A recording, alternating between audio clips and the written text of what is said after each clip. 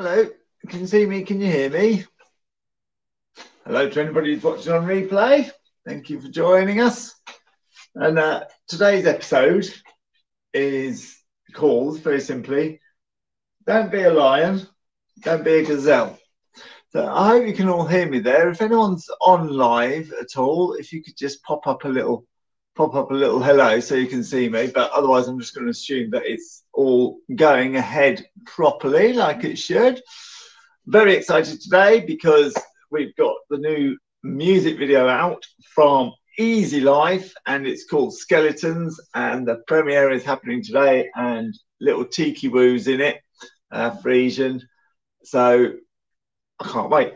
It was a really good day. I don't know if you saw the skeleton horse that we did, but we put it onto I think we put it onto the center page, the Centre of Horseback Combat. I put it onto the Karl Greenwood page just about 4 months ago now, and finally it's together. So I'm really excited about that. If you go onto YouTube now and put in Skeletons by Easy Life, you'll see that you can't watch it until later today. So super, uber excited about that. So back to today's episode. Hello, everybody. Thank you for joining us. Hi, Sue. This is called Don't Be a Lion, Don't Be a Gazelle. Now, pretty obvious, really. Don't be a lion. I am sure you've all had the experience of you riding out on your horse and some walkers will be coming the other way. You've seen this, haven't you? Some walkers will be coming the other way, and they'll see you in the distance and they'll hide behind a tree. Have you had that happen? They'll hide behind a tree and they're still out of earshot. So you go, can you not hide behind the tree? You look like a lion. And yeah, I do know what's going on in their head. Presumably they've walked past a horse before and it's shied away or spooked at the dog or something. So they're trying to help by hiding behind a tree. But of course, nobody's that stupid. Your horse certainly isn't that stupid. And it knows when someone's hiding behind a tree. And when you hide behind a tree, you've really only got one intent in mind. That's the word I was looking for. Intention. You've only got one intention. I'm going to hide behind a tree. Obviously, at some point, I'm going to jump out. So there's a great example of how we as horse owners already know that to hide behind a tree, to act like a lion, is a bad move. And I hope you've had this experience, because I wouldn't like it to be only me. I'm sure it's not. I'm sure it's universal. So don't be a lion, which is all right to the passers-by. So why am I saying it to my audience of fellow horse riders?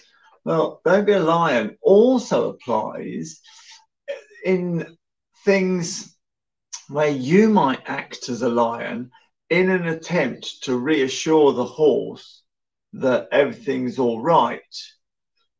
A great example would be washing a horse's feet. I saw, the reason why I brought this up is I saw it not so long ago. And the horse doesn't like having its feet washed. And I've seen people, or when they introduce all sorts of new things, they change their demeanor and they creep up with the gun. And although they're trying to say, I'm moving very slowly, I don't want to shock you, everything about their body language is like a lion. It reminds me, I did a film once where I was a Roman soldier, and we had to get a Celtic girl on the horse, and she was laid down under some leaves on the horse, and then she jumped up out of the leaves and chopped my head off, as it happens. And so we lay down and we got the horse on the leaves, and the chap came in with the smoke machine to make it all atmospheric. And he said, will it be all right with the smoke machine? And we were like, yeah, carry on, assuming that he'd carried on. So he was over that side of us and he began working his way. And then he was like, will the horse be all right? And we're like, yeah, you carry on. And then as he got towards the horse, he stopped going psh, psh, psh, psh, psh, psh, that he'd been doing for the last 5 minutes, and turned into this lion, just sneaked up to the horse. And of course, he was trying to look after the horse immediately jumped up. There's no way that the horse is going to stop you having lion. And I've seen horse owners do it with, for example, washing feet or introducing new things, where you suddenly, you're trying to be calm and move slowly so as not to startle the horse, but you've turned into a lion, and the horse is infinitely suspicious. Its sensitivity is raised through the roof, and when finally the water does come out of the hose, it jumps a mile. Not that I'm saying go the other way, where you just run at a horse and just start squirting it straight in the chops. I'm not saying that either. But the middle ground is, if that guy with the smoke machine has simply carried on going, walked straight by the horse, going, the horse wouldn't have noticed, wouldn't have taken the blindest bit of notice. Similarly, if you go up to a horse and you just get your squirty water gun and you go squirt, squirt, squirt on the ground, squirt, squirt, squirt around his feet, squirt, squirt on his feet, squirt, and the horse knows what's coming. You've let it know what's coming, so it's not surprised because you went squirt, squirt, squirt on the ground 3 times, 5 times, and then squirt on the feet. And let's not mess around. I'm not killing you. And the quickest way I can let you know that I'm not killing you is by getting on with it. So don't be a lion. If you've got to introduce your horse to something, act like a horse trainer, taking no nonsense. It's like, this is what's going to happen, and this is what it's going to feel like, and we should be away. So the second part of this broadcast is, after don't be a lion, don't be a gazelle. So I stayed in the hunting theme because the whole predator-prey thing comes up in our minds quite a lot, and quite honestly, we need to forget it. It's not a predator-prey situation. It's a horse trainer horse situation. But people get caught in this gazelle thinking because they know that their horses are prey animals. So for an example, don't be a gazelle. A gazelle mother will teach her gazelle kid, I don't know what a young gazelle's called, to be a gazelle by saying, what we do is we have a little graze, and then we go up and we look around and we have a little graze, and if there's something goes rustle rustle, we run away, and then we have a little graze, and if something goes bang, we run away, and if something goes clatter, we run away. Now if you had a young horse and you wanted to teach your horse to be scared, that's how you do it. You'd get on its back, and whenever something went bang, you go, oh! And whenever something went clatter, you go, oh! And whenever something, if something came along that the horse was fine about, you go, hang on, stop here and look at that. Just make up your own mind. Just stop here and look at that. And I see that all the time. People stopping their horses when their horses aren't bothered to look at something that the person thinks the horse would be bothered by. I've known 2 people say that they were stopping and letting their horse look at a log or a branch because the rider thought that the horse would think that the branch is some kind of snake. So you're teaching the horse, like the gazelle mother teaching the gazelle kid to jump at everything. You're going, look at this, have you considered this might be dangerous? Look at this, have you considered this might be dangerous? Have you considered this might be dangerous? And you're teaching your horse that the world's full of dangers that it needs to cope with. You're not a gazelle, you're not a lion. You're a horse. I don't hold with the term horse owner or horse rider. You're a horse trainer. If you've got a horse, you're training it. And so you've got a duty to get the job done. Now you can break the job down into the little bite sizes that you need to do in order to tell the horse that this is safe or that is safe. So for example, I use a great example on my rider confidence course where you should be able to quite happily ride your horse through a series of garden sprinklers. That's not difficult at all. You get your wet weather gear on, line up some garden sprinklers and go straight through. Easy peasy. And you could do that. You could do that on your horse. Set up some garden sprinklers, go straight through.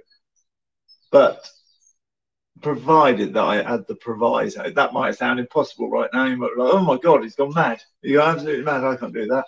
But how about if I said, by this time in 3 years, suddenly you're like, that's possible.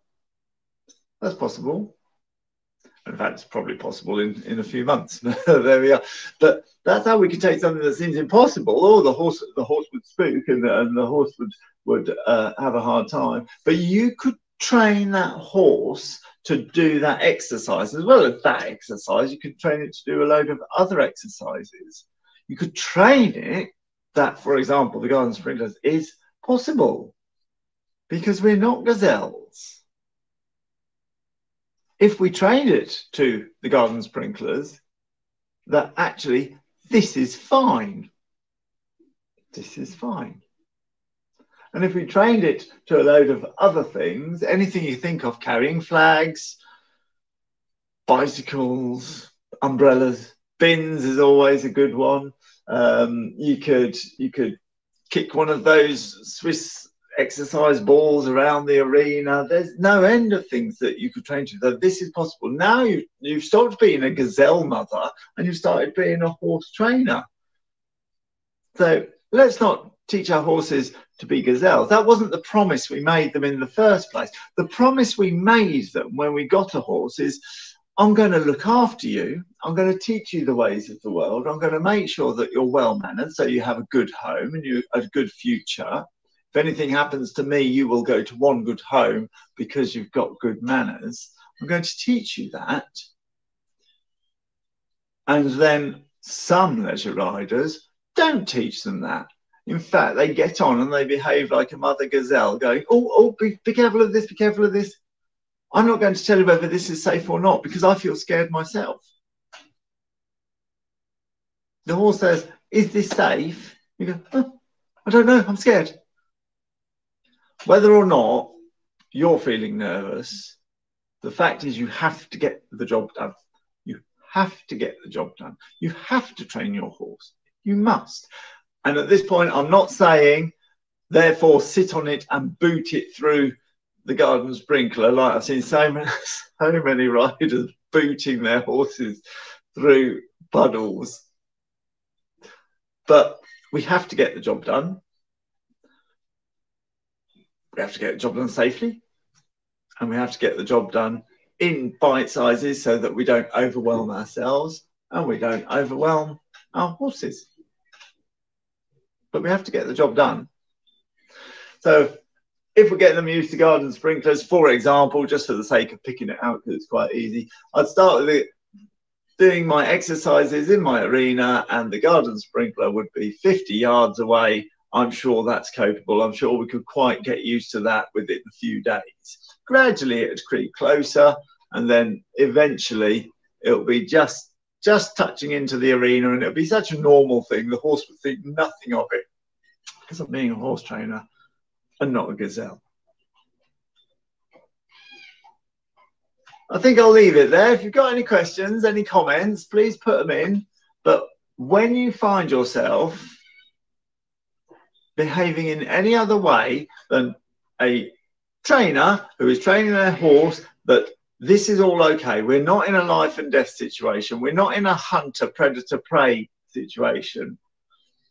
This flag is all right. This blowing bin bag is all right. This plastic, you can tie a plastic bag onto a stick and rub it all over your horse. And the amount of people I've met who go, yeah, I've seen that. Have you done it? No. There we go. Anyway, thank you very much for watching. And if you've got any questions, any comments, leave me the comments. If you've got a question, I will get to it in the next broadcast. Don't be a lion, don't be a gazelle, be a horse trainer. Bye.